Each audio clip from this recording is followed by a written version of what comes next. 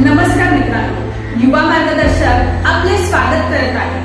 आज आपल्या मंचावर जे गेस्ट आले आहेत ते आपल्या सर्वांचे चाहते, हास्य प्रबोधनकार, लेखक, कवी, मोटिवेशनल स्पीकर, कॉर्पोरेट ट्रेनर, आमचे गुरु श्री संजीवन म्हात्रे सर आले आहेत.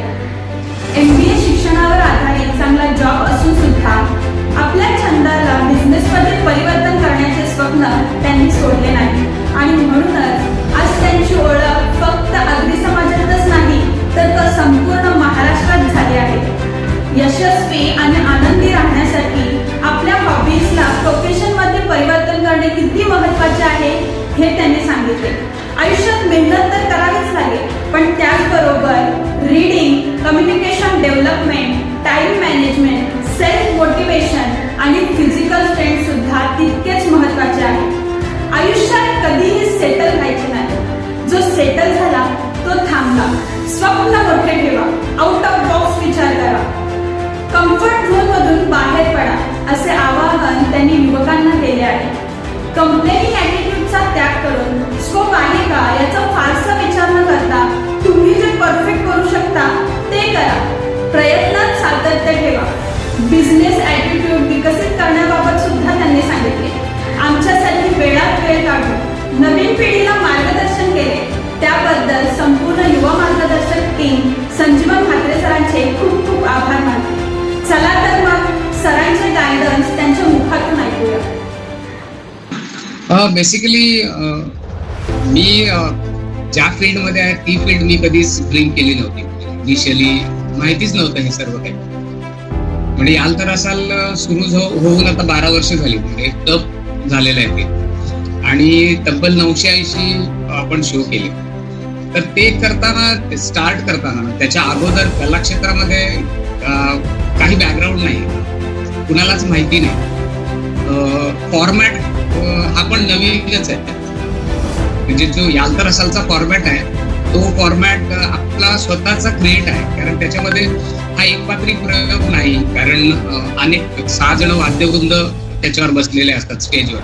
त्याच्यामुळे त्याला पण एकपात्री प्रयोग म्हणतच नाही. म्हणजे आम्ही प्रोफेशनल स्टेजला गेल्यानंतर म्हणजे शिवाजी मंदिर, प्रबोधनकार ठाकरे, बालगंधर्व या सगळ्या नाट्यगृहांमध्ये प्रयोग करायला सुरुवात केल्यानंतर हे काय आहे नक्की, म्हणजे नाटक तर नाहीये कारण त्याला स्टोरी नाही, त्याच्यामध्ये पात्र नाही, कुणालाच मेकअप नाहीये. ओके, त्याच्यामुळे ते नाटक नाहीये. तो एकपात्री प्रयोग नाही कारण व्यासपीठावर अनेक लोक असतात, म्हणजे वाद्यवृंद असतो. तो ऑर्केस्ट्रा नाहीये वाद्यवृंद असला तरी, कारण आपण त्याच्यात सिनेमातली गाणी म्हणत नाहीये. बरं, ते कीर्तन नाहीये कारण कुठल्याही संतांचे अभंग त्याच्यामध्ये येत नाहीये. त्याच्यामुळे ज्यावेळी समीक्षा आली पेपर्समध्ये, म्हणजे लोकसत्ता, महाराष्ट्र टाइम्स अशा मोठ्या वृत्तपत्रांनी त्याची समीक्षा केल्यानंतर मग हे नक्की काय आहे, मात्र तुफान हिट आहे असं झालं. त्याच्यामुळे जे सुरुवात करताना हा जो फॉर्मॅट आहे हा इस्टॅब्लिश करताना प्रचंड मेहनत घ्यावी लागली, त्रास घ्यावा लागला. आणि initially I have started with ऑर्केस्ट्रामध्ये 15 मिनिटाचा जो ब्रेक असतो त्याच्यामध्ये कॉमेडी करायचो. सो मग स्वतःच्या कवितांवर करायला लागलो आणि मग एक्सपांड होत गेलं. त्याच्यामुळे हे कधीच ड्रीम केलं नव्हतं. फक्त असं होतं की हॉबी जी आहे, लोकांना हसवण्याची जी हॉबी आहे, it becomes a passion or then it becomes a profession. असं पुढे त्याचं रूपांतर होत गेलं. त्याच्यामुळे हॉबीजला इग्नोर किंवा दुर्लक्ष करून चालणार नाही. तर त्यांना त्याचं प्रोफेशनमध्ये कसं कन्वर्ट करता येईल ते आपण बघितलं पाहिजे, कारण ते खूप महत्वाचं आहे. Otherwise you will get me समजा मी MBA केलं तर MBA करणारे माझ्या क्षेत्रामध्ये खूप लोक होते. So I want to be different. काहीतरी मी डिफरंट वागायला पाहिजे. सेम दुसऱ्या एका क्षेत्रामध्ये मी आहे, इक्वली स्ट्रॉंग आहे.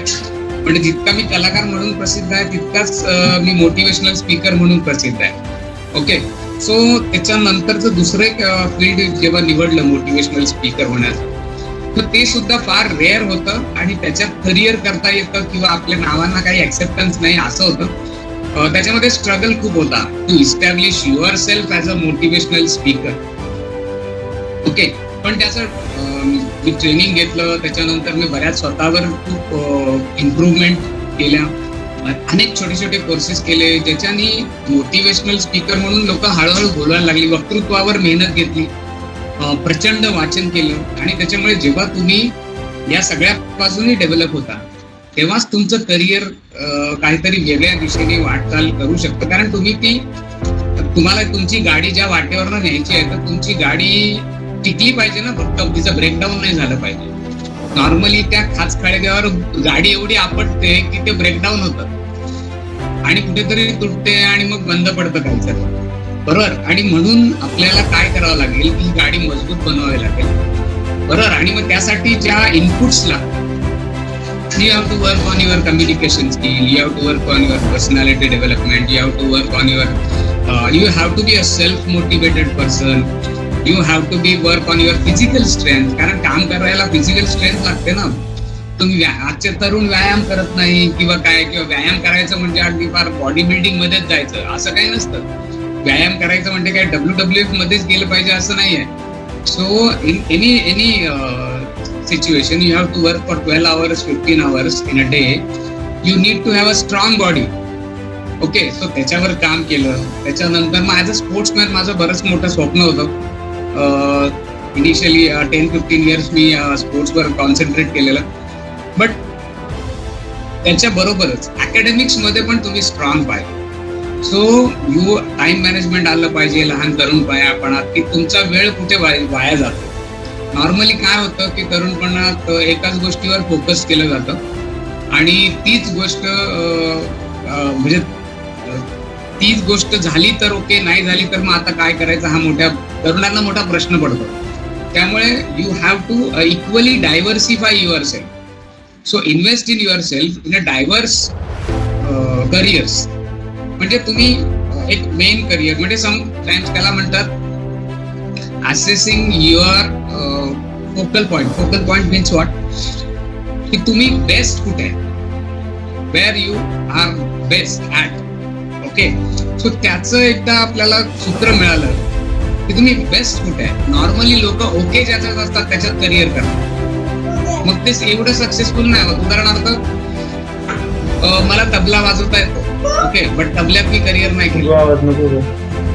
का करिअर नाही केला? हा स्टार्टेड तबला माझ्या घरातच होता. माझ्या आजोबांपासून माझ्या वडिलांना वाजवतात, त्याच्यानंतर मला आला. तो ती एक काय म्हणतात ती पारंपरिक ट्रेडिशनल आमच्या घरात संगीत होतं. परंतु तबल्यामध्ये मी करिअर नाही केलं कारण मी चात्याच उलटा आहे, म्हणजे लेफ्ट हँडेड आहे.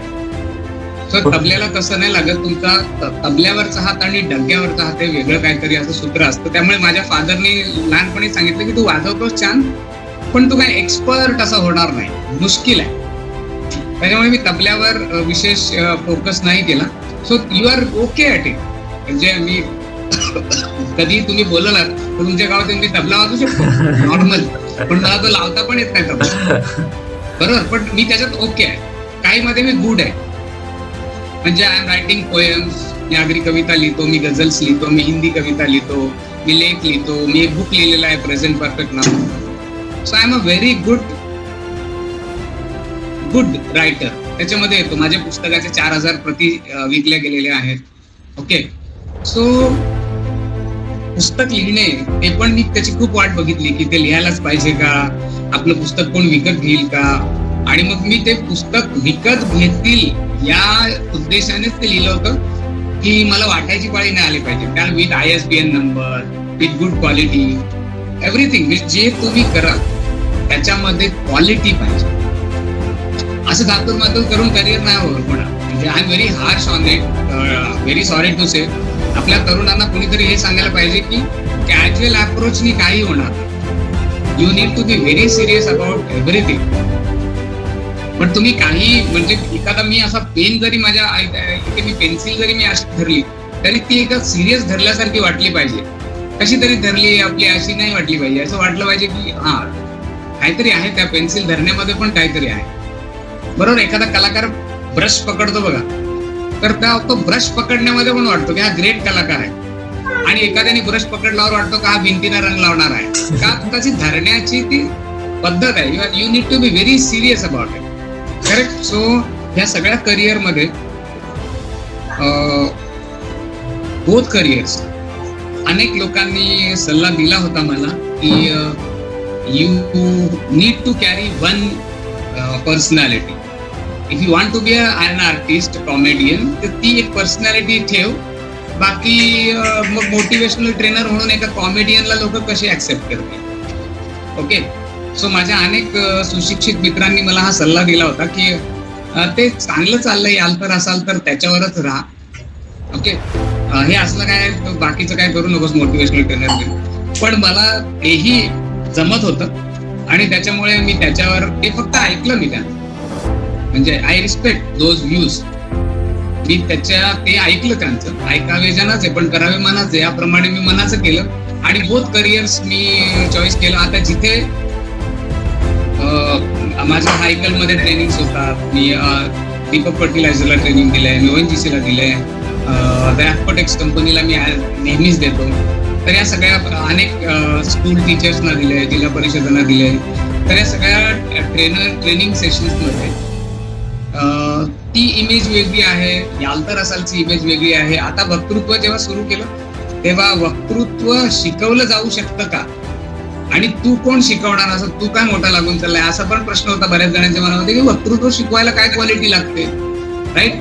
पण आता संपूर्ण महाराष्ट्रामध्ये आता सगळ्या ऑनलाईनमुळे ते सगळीकडे सुरुवातीला इनिशियली आय स्टार्टेड विथ सभेत कसे बोलावे, आफ्टर दॅट प्रभावी बोला जग जिंका, त्याच्यानंतर मग वक्तृत्वाचा पासवर्ड आणि आता सुपर स्पीकर, असे अनेक कोर्सेस मी सक्सेसफुली आणले. सो करिअर करताना म्हणजे हे सगळ्या out of the box career आहे.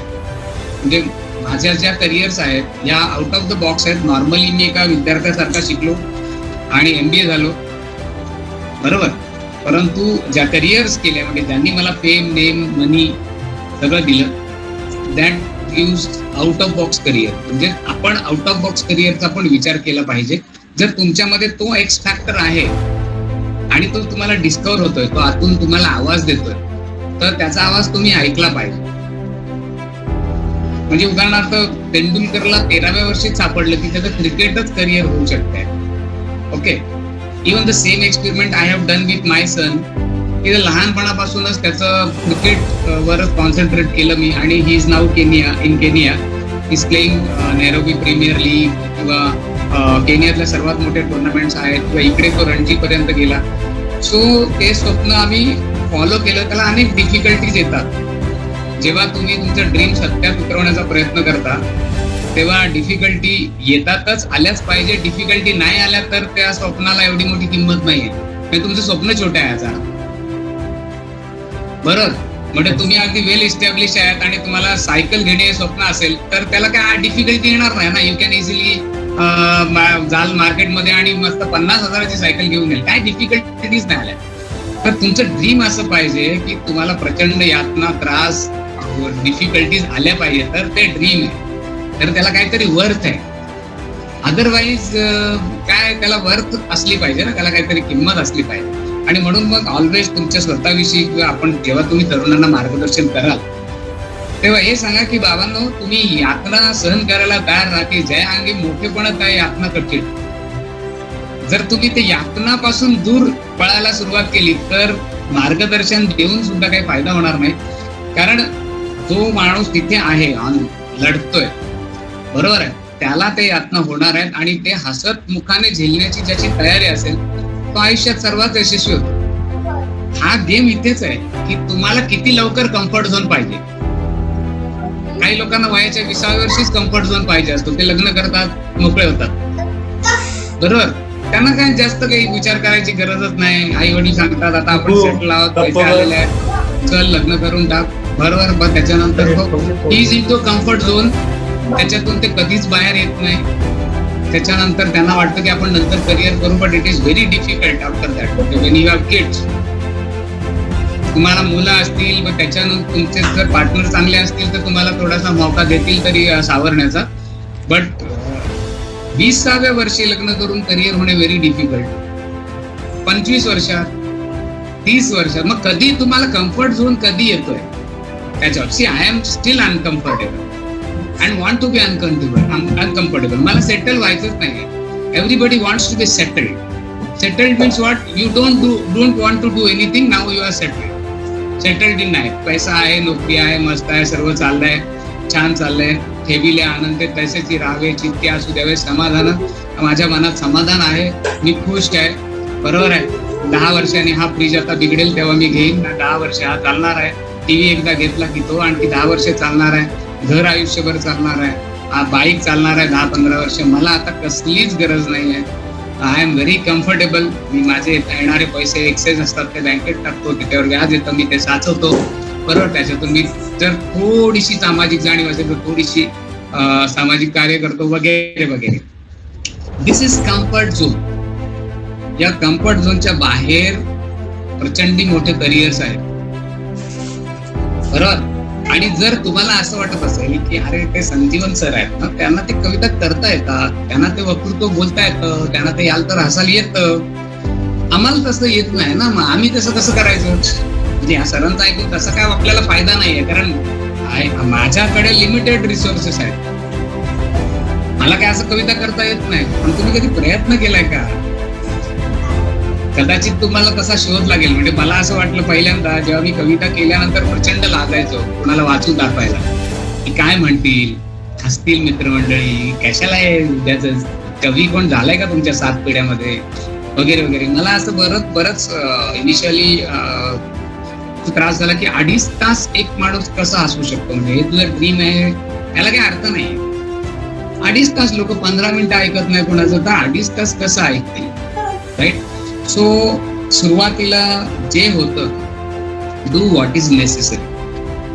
पहिला मंत्र, जे गरजेचं आहे ते करा. Do what is necessary, then do what is possible. मग शक्य आहे ते करा. Do what is necessary, then do what is possible, and then after you can do impossible. नंतर तुम्ही इम्पॉसिबल गोष्टी करू शकता. पण मग सुरुवातीला मी आणि माझा मित्र दोघांनी सुरू केला याल असाल कार्यक्रम. त्याच्यामध्ये होते फक्त 2 माणसं. मी स्वतः तबला वाजून गाणं म्हणायचो, कार्यक्रम सादर करायचो. याल तर असा एका टेबलवर, एका अंगणात, एका छोट्याशा कॉटवर पण कार्यक्रम झालेला आहे. ओट्यावर, माझघरात, कशात, मकराच्या समोर कुठेही कार्यक्रम केला. मिळेल तसा केला, मिळेल तिथे केला. काही बघितलं नाही कोण हसेल, कोण रडेल, काय म्हणेल. दोघांनी कार्यक्रम केल्यानंतर असं वाटलं की थोडंसं लिमिटेशन्स येतात. तबला आम्ही स्वतःच वाजवतो, त्याच्यामुळे ऍक्शन्सला बऱ्याच लिमिटेशन येतात. मग आम्ही तबला आणि ढोलकी प्लेअर त्याच्यामध्ये इन्क्लूड केले. म्हणजे आम्ही 3 जण झालो. त्याच्यानंतर असं वाटलं की स्वतःच्या तोंडून स्वतःची स्तुती करणे बरोबर नाही, म्हणून निवेदक असावेत कार्यक्रमाचे इंट्रोडक्शन करण्यासाठी. की मी एवढे कार्यक्रम केले असं प्रत्येक कार्यक्रमाच्या अगोदर सांगणे म्हणजे स्वतःची स्वतः स्तुती करणे. म्हणून मग आम्ही निवेदक आणि कोरस अशा गोष्टी केल्या. मग 4 झाले. त्याच्यानंतर मग आम्ही असं वाटलं की त्याला थोडं सिंथेसायझर आणला तर तुला मॉडर्नायझेशन येतं. जेव्हा मी प्रोफेशनल स्टेजवर गेलो तेव्हा मी सिंथेसायझर त्याच्यामध्ये आला. तो सिंथेसायझर, हार्मोनियम, तबला, ढोलकी, कोरस, निवेदक असा 7 जणांचा तो संच झाला. आणि त्या संचावर आपण कर्नाटकाच्या सीमेपर्यंत म्हणजे गडहिंग्लज वगैरे सगळे जे बॉर्डरचे आहेत तिथपर्यंत कार्यक्रम केले. All over Maharashtra. मग सगळे विदर्भ असेल, मराठवाडा असेल, पश्चिम महाराष्ट्र असेल, सगळीकडे कार्यक्रम झाले याल तर असालचे. आणि त्याच्यानंतर मग असं पुढे झालं की साऊंड इंजिनियर्स पाहिजे, साऊंड लागतो थिएटर्सला व्यवस्थित. प्रत्येक मोठ्या शोकडे स्वतःचे साऊंड सिस्टम असतात.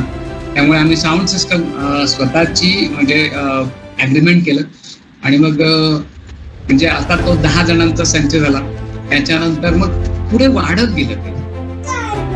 एव्हरी टाइम तो संघर्ष आला. एव्हरी टाइम लोकांना कसं निवडायचं, कोणते कलाकार निवडायचे, त्यांना कसं टेस्ट करायचं, ह्या सगळ्या संघर्ष आलाच. आणि जिथे संघर्ष नाही तिथे जीवन नाही. संघर्षाचं नावच जीवन आहे. ओके. संघर्ष नाही तिथे डेथ आहे.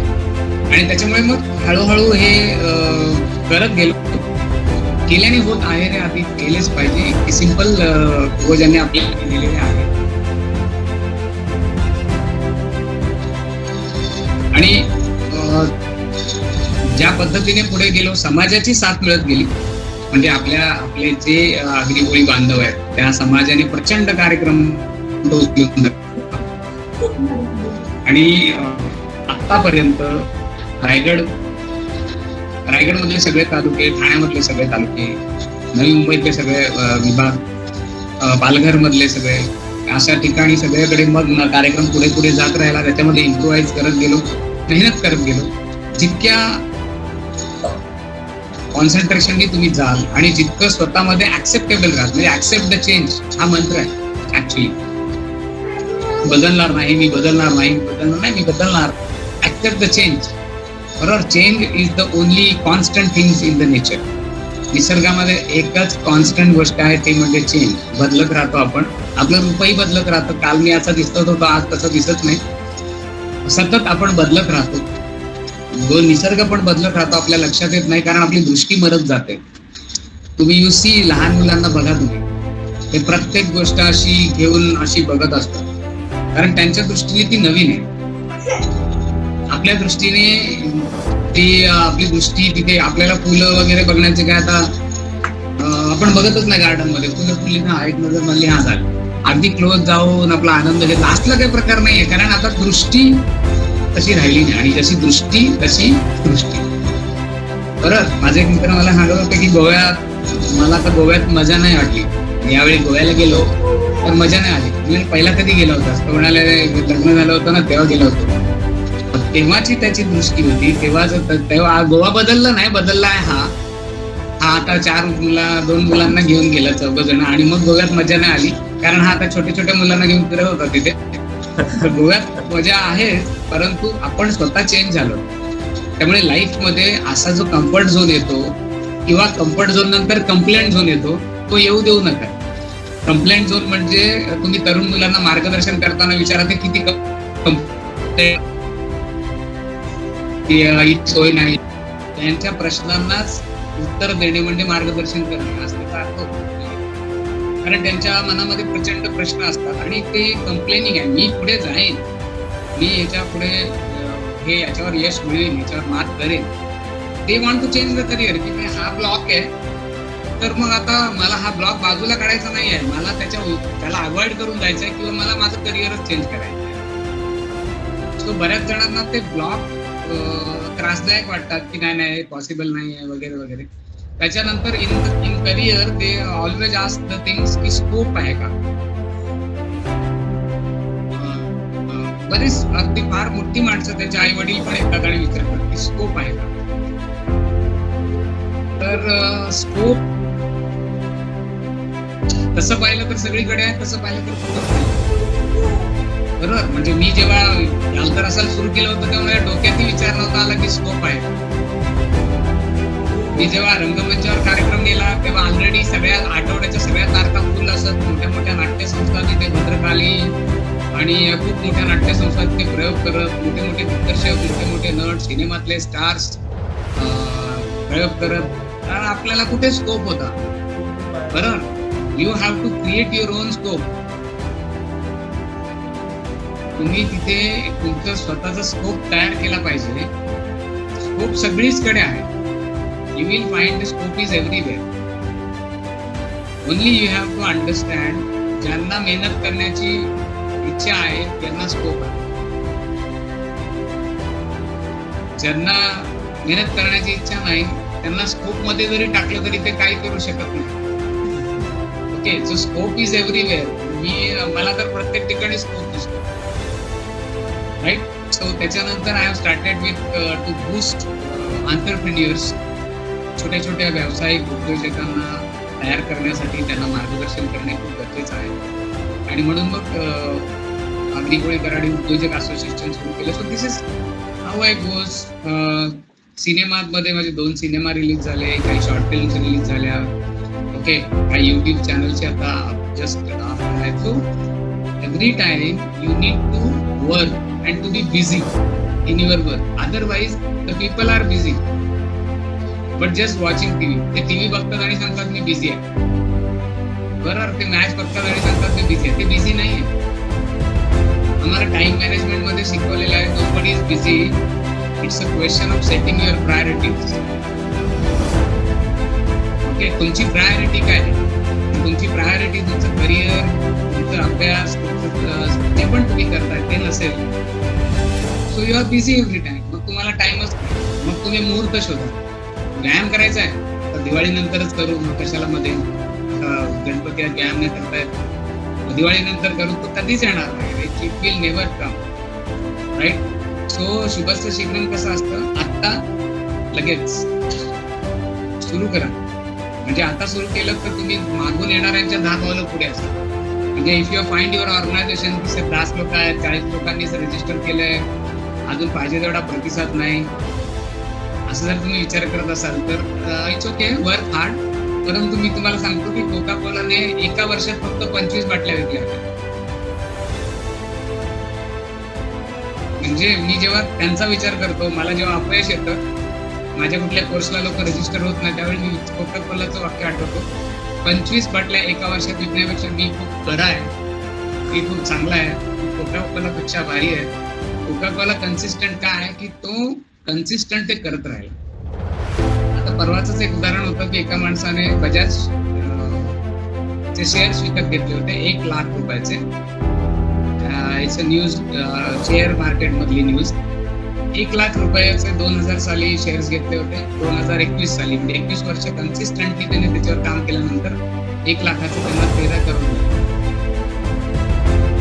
So this is the power of consistency. जेव्हा तुम्ही तरुणांना मारता. मी एक क्वेश्चन विचारतो. नॉर्मली सर कसं होतं की ज्यावेळी आपण कोणती नवीन गोष्ट चालू करतो ना, त्यावेळी फुल मोटिवेशन असतो आणि फुल एनर्जी असते.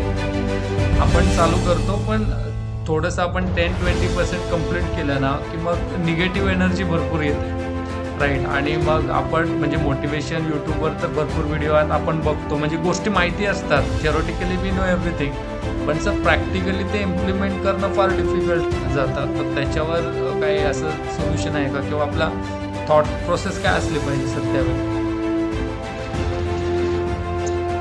नाही, याचं सिंपल उत्तर आहे की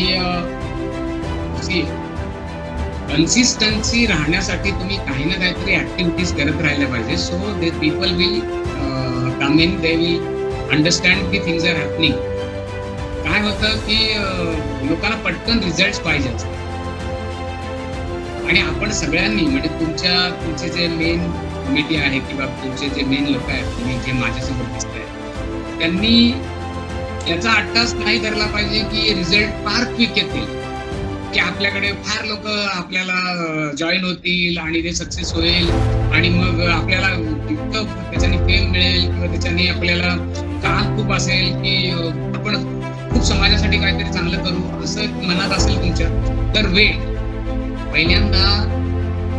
पहिल्यांदा ते रुजायला मुरायला वेळ लागेल कॉन्सेप्ट. ओके, त्याच्यानंतर मग तुम्ही स्वतःमध्ये कन्सिस्टंटली इम्प्रूव्हमेंट करा की जेणेकरून लोक तुमच्याकडे येतील. ओके, फक्त आपण एक ऑर्गनाइज्ड झालो की लोक येणार नाही. आता याच्यामध्ये एक तरी मोठा माणूस असतो, अमिताभ बच्चन असतो तुमच्या मागे कमिटी, तर खूप झालं असतं, बरोबर. तर आपल्याला काय करावं लागेल की आपल्या स्वतःमध्ये पण थोडेसे इम्प्रूव्हमेंट्स दाखवायला लागतील आपल्याला सोशल मीडियावर. अरे हे त्याच्यामध्ये आहेत, अरे हे राहुल सॉलिड करतो, अरे प्रतीक पण भारी आहे, कल्पेश पण मस्त आहे, ते ज्योती पण कसले करतात, त्यांना विचारा. ते त्यांनी एक चालू केले, त्यांना विचारा. म्हणजे तुम्ही समाजामध्ये, तुमच्या सोसायटीमध्ये, सगळीकडे सोशल मीडियावर दिसले पाहिजे की you have improved a lot. तरच ते तुमच्याकडून करिअरचा सल्ला घ्यायला येतील. म्हणजे करोडपती माणसाला विचारलं जाऊ शकतं की करोड रुपये कसे कमवायचे, बरोबर. म्हणजे तुम्ही तुमच्या करिअरमध्ये बेस्ट आहातच, you have done very good job at your career, but आता तुम्ही सगळे मिळून एक ऑलराऊंडर ऑर्गनायझेशन तयार केलेली आहे की तुम्ही सगळे ऑलराऊंडर आहात, हे दिसलं पाहिजे.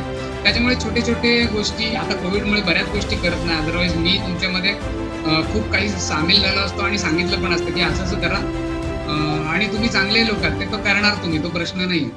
पण रिझल्ट डोंट एक्सपेक्ट की पटकन येतील. हा, यू सेट द टार्गेट की 100 रजिस्ट्रेशन मला 3 महिन्यामध्ये पाहिजे, 6 महिन्यामध्ये आम्हाला 500 लोकांनी रजिस्टर झालं पाहिजे, असं तुम्ही टार्गेट सेट करा आणि त्याच्यावर काम करा.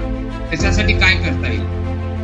ओके, सो त्यासाठी तुम्ही तुमच्या काय म्हणतात त्याला, तुमच्या सारखे काही ऑर्गनायझेशन असतील आपल्या राज्यात, देशात, जिल्ह्यात, तर त्यांना पण बघा की ते काय करतायत. कुठल्या कुठल्या गोष्टी करतायत त्या आपण आपल्यामध्ये लॅक होत आहे. कारण आपण एका पर्टिक्युलर एरियामध्ये येतो, तर पर्टिक्युलर एरियाची पर्टिक्युलर थॉट प्रोसेस आहे.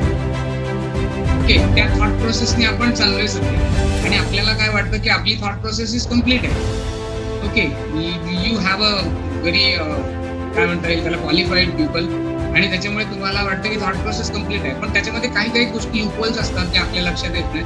सो आपण दुसऱ्या ऑर्गनायझेशनला फॉलो केलं की ते लक्षात येतं की अरे हा, याच्यामध्ये हे पण आपण करू शकतो, असं पण करू शकतो. सो तुम्ही त्याच्यामध्ये R&D भरपूर केलं पाहिजे.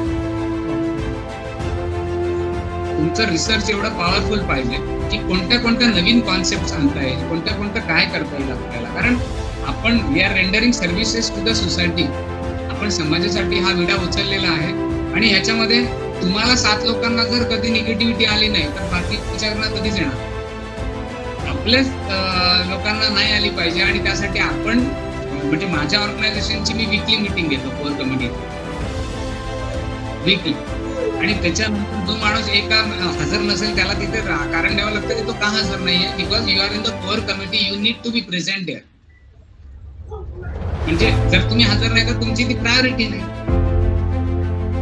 Unless some emergency medical situation in your house आपण ह्याला प्रायोरिटी दिली पाहिजे ऑर्गनायझेशन, तरच ते पुढे होईल, तरच ते पुढे जाईल. अँड मी तर म्हणतो की तुम्ही कर्मण्येवाधिकार असते मा फलेषु कदाचन. म्हणजे काय की तुम्ही काम करत चला, रिझल्ट येईल आपलं, त्याची परवाच करू नका. की तुम्ही चांगल्या रस्त्यावर चाललाय ना, दॅट्स इट. मग काय गुड रोड बरोबर तो येईलच, रिझल्ट येणार 100%. आय शुअर की रिझल्ट येणार. फक्त काय म्हणतात त्याला, don't expect anything will happen overnight. Rome was not build in a day. Rome एका दिवसात नाही बांधलं गेलंय. त्याच्यामुळे जर आपल्याला मोठी ऑर्गनाइज वेल इस्टॅब्लिश तुम्हाला वाटतं की तुम्हाला मुख्यमंत्र्यांनी बोलावं आणि सत्कार करावा तर थांबा करा बरोबर. 2-3 वर्ष मेहनत करा आणि that things will come. Correct. आणि तोपर्यंत तुमचं मोटिवेशन टिकवून ठेवा. जरा स्वतःला वाटलं की मी थोडा डिमोटिवेट होतो, स्वतःला तकलीफ मारा की नाही असं नाही जमणार, I have to be that. मला तिथे गेलं पाहिजे, आम्हाला तिथे काहीतरी काम केलं पाहिजे. माझ्या परीने I have to contribute something. बरं, काहीतरी तर कॉन्ट्रीब्यूट केलं पाहिजे. आणि जेव्हा तुम्ही आणि तुम्हाला हे समजतंय सर्व पीपल आर गुड. जर तुम्ही असं करत गेला तर you will get result. But result हे काय म्हणा छोटे छोटे करा. म्हणजे उदाहरणार्थ 3 महिन्यात रिझल्ट काय, तुमचं एक ड्रीम आहे की असं पाहिजे बरोबर, पण त्या ड्रीमला छोट्या छोट्यामध्ये कन्वर्ट करा. 3 महिन्यानंतरचं काय, 1 महिन्यानंतर काय, महिन्याला काय असायला पाहिजे टार्गेट.